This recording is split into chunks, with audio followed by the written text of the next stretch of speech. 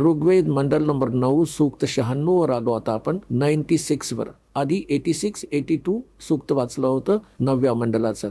आता 16व्या श्लोकात म्हटलं आहे 96 ऋग्वेद मंडल नंबर 9 सूक्त 96 मंत्र 16. गुह्यम म्हणजे गुप्त रहस्यमय, चारू म्हणजे श्रेष्ठ, नाम म्हणजे नाव. हे तर आपण वाचू शकतो आरामात.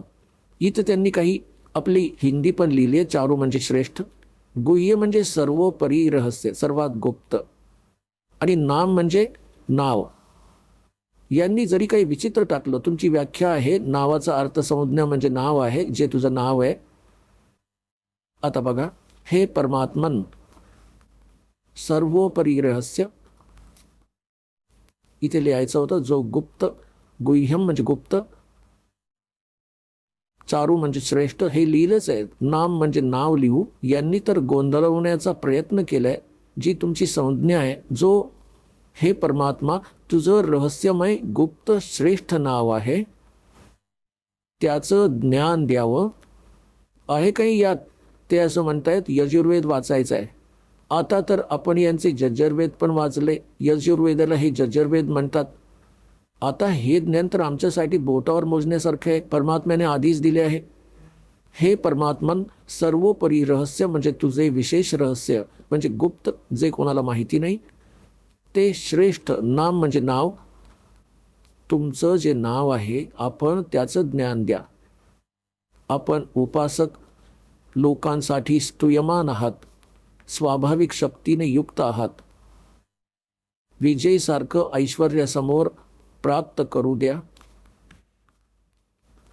आणि आम्हाला प्राणविद्येचा वेत्ता बनवा. हे सर्व शक्ती संपन्न परमेश्वर, आम्हाला इंद्रियांच्या संयमाचा ज्ञाता बनवा. आता इथे बघा 17 मध्ये 16 मध्ये विचारले आपण आपल्या श्रेष्ठ नावाचं आम्हाला ज्ञान द्यावे, एवढीशी गोष्ट. 17व्या मध्ये ते नाव सांगितलंय. काय लिहिलंय? शिशुम जज्ञानम हव्यंतम वृजंती शुभंती वहिन मरुतो गणेन. कवीर गिरभी कवीर गिरभी काव्येना आणि कवीर संसोमहा पवित्रम अत्यंती रेभन यांच्याद्वारे आम्ही हे घेतो. त्यांनी काय केले? ह्या कबीरचा अर्थ वर लावलाय, तो इथे लागेल. वाचूया, वेगळा करू, संधी विच्छेद आहे. तर यांनी तर केला, ह्याचा तर कवी केला. गिरबीही म्हणजे वाणीद्वारा, आपण त्याला असंच असं ठेवू, कबीर वाणीद्वारा. गिरबी म्हणजे वाणीद्वारा आणि कबीर म्हणजे कबीर, कबीर वाणीद्वारा. अच्छा, रेबन म्हणजे हे बघा, रेबन सन गर्जना करत, आणि काव्येन कवित्वाने. कवित्व म्हणजे जसं लोकोक्तींच्या माध्यमातून, शब्दांच्या माध्यमातून, दोह्यांच्या माध्यमातून, चौपाईंच्या माध्यमातून तो परमात्मा आपलं ज्ञान सांगतो. यांनी एक अजून चतुरता केली. खरं तर कवीर गिरबीचा अर्थ असा केला, कवी लोकवाणीद्वारा लिहायचं होतं, कवीर वाणीद्वारा. आणि ह्या कवीचा अर्थ नाही केला, असा अर्थ लिहायचा होता, तो कबीर देव आहे, त्याचं नाव कबीर देव आहे. हे बघा, तुम्ही पूर्ण बघू शकता. मागे बघा आणि मागे बघा चांगल्या प्रकारे. आता ह्यात तुम्ही संस्कृत बघू शकता. हे एक कवीचं तर त्यांनी इथे लिहिलंय आणि ह्या कवीचा कुठेही अर्थ नाही दिलाय. हे संस्कृत. शिशुम जिज्ञानम हर्यंतम मृजंती शुभंती मरुतः वन्ही गणेन कवीर गिरभी. ह्या कवीर गिरभीवाला केलंय, कवीर गिरभी. काव्येना, काव्येना पण लिहिलंय, काव्येना. आणि सोम पण लिहिलंय, आणि हे संत पण लिहिलं, सोम. पवित्रम पण लिहिलं, अत्येती पण लिहिलं, रेभन पण लिहिलं. हे कवी सोडून कबीर, कारण हे दुसऱ्यांदा लिहिलं असतं तर सत्य स्पष्ट झालं असतं. इन्होंने चोर चुराई तोंबडी गड्ढे पाणी में व गड्ढे व उपराव सच्चाई छानीला. आता याचा काय अर्थ होतोय? दास सांगेल. शिशुम जिज्ञानम, हे परमात्मा जो शिशिरूप धारण करून तुमची जी लीला तुम्ही करता, तर शिशु जिज्ञानम म्हणजे तुम्ही जाणून बुजून स्वतःच्या इच्छेनुसार शिशुरूपात प्रकट होता. हर्यंतम म्हणजे मानवाच्या रूपात, मानवाच्या बालकाच्या रूपात. आणि तुम्ही मृजंती शुभंती वर्हीन मरुतो गणेन.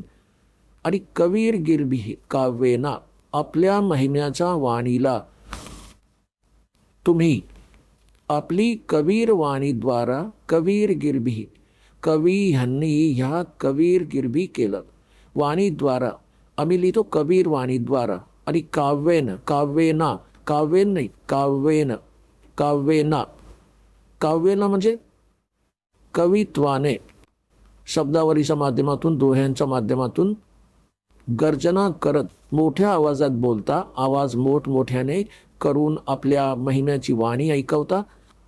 आता ह्यांचा उद्देश, मरुतहा म्हणजे विद्वान, गणेन म्हणजे समूह, हे होतो गणेन म्हणजे समूह. आणि वन्हीम म्हणजे त्या गतिशील परमात्म्याचा गुणांचा. गणेन म्हणजे असतात समूह, खूप लोक एकत्र येतात. मरुतहा म्हणजे साधक. याचा अर्थ हा आहे की तो परमात्मा जेव्हा कबीर, हे कबीर देव संत रूपात, तो अमर परमात्मा संत रूपात कबीर साहेब, कबीर नाव त्याचं. संत म्हणजे ऋषी रूपात जेव्हा प्रकट होतो, शिष्यरूप धारण करून, मग तो मोठा होतो. तर आपल्या महिम्याची वाणी कबीर वाणीच्या द्वारे, कबीर गिरभी, गिरभी म्हणजे वाणीद्वारा, आणि काव्येना म्हणजे कवितातून, कवितांच्या माध्यमातून, आणि उच्च स्वरात गरजून गरजून सांगत असतो. आपण ऐकत होता जगद्गुरु तत्वदर्शी संत रामपालजी महाराज यांचे मंगल प्रवचन, ज्यांच्या शुभ आशीर्वादाने संपूर्ण विश्वामध्ये 500 पेक्षा जास्त नामदीक्षा केंद्र आहेत, जिथे निशुल्क नामदीक्षा दिली जाते. निशुल्क नामदीक्षा प्राप्त करण्यासाठी आणि अधिक माहितीसाठी संपर्क करा 7030303951, 7030303952. अद्वितीय आध्यात्मिक ज्ञान वाचण्यासाठी, पाहण्यासाठी आणि ऐकण्यासाठी संत रामपालजी महाराज ॲप अवश्य डाउनलोड करा किंवा आमची वेबसाईट www.jagadgururampalji.org वर विजिट करा. आम्हाला सोशल मीडियावर फॉलो करा. सर्व पवित्र धर्मांच्या पवित्र शास्त्रांवर आधारित प्रमाणित अनमोल पुस्तक ज्ञानगंगा किंवा जगण्याचा मार्ग यापैकी कोणतेही एक पुस्तक निशुल्क मागवण्यासाठी आपण आम्हाला आपले पूर्ण नाव, पूर्ण पत्ता, पिनकोड आणि फोन नंबर सह लिहून 7030303951 किंवा 7030303952 या नंबरवर SMS करू शकता किंवा 7030303950 या नंबरवर व्हॉट्सअप देखील करू शकता.